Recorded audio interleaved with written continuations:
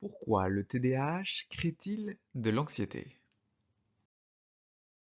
Bienvenue dans ce nouvel épisode d'Atypique, la série dans laquelle je réponds à vos questions sur la neurodiversité en 1 minute. La première raison, ce sont des problèmes de concentration. Les difficultés à maintenir leur attention sur certaines tâches vont créer des erreurs fréquentes et une difficulté à terminer certaines tâches qui est une source de stress et d'anxiété. La deuxième raison, ce sont des difficultés liées à l'organisation. Une difficulté à s'organiser, à gérer son temps, qui crée des retards, des oublis et un sentiment de ne pas être à la hauteur, de ne pas être capable, qui à son tour va créer du stress et de l'anxiété. Une autre caractéristique possible de TDAH, c'est l'impulsivité. Les actions sont faites de façon impulsive, sans réfléchir, et peuvent entraîner des conséquences négatives. Pour la personne avec un TDAH, savoir qu'elle a une tendance à l'impulsivité peut créer du stress et de l'anxiété. Une autre raison, c'est la réaction des autres, des personnes neurotypiques. Les réponses sociales sont généralement négatives en raison de leur comportement impulsif, de leur hyperactivité ou de leur difficulté à rester concentrés. Et la réaction des autres crée du stress et de l'anxiété.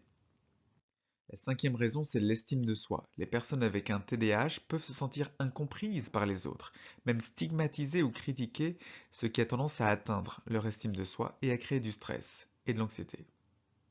La sixième raison, ce sont des préoccupations liées à l'avenir.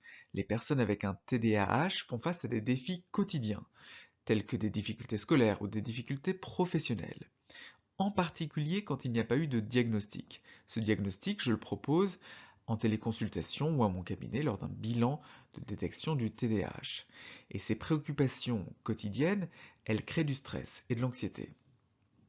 Une autre raison du lien TDAH-anxiété, c'est le fait que le TDAH est souvent associé à un trouble anxieux qui peut être un trouble panique, une répétition de crises d'angoisse, une anxiété généralisée quand l'anxiété est présente la plupart du temps à propos de sujets divers ou l'anxiété sociale. Vous reconnaissez-vous? Si c'est le cas, dites-moi dans les commentaires comment vous faites face à cette anxiété. Et pour découvrir si vous avez un TDAH, la première étape, c'est le test de dépistage en ligne.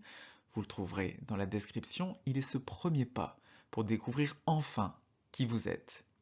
Je vous dis à demain pour une nouvelle vidéo de cette série atypique à 17h30.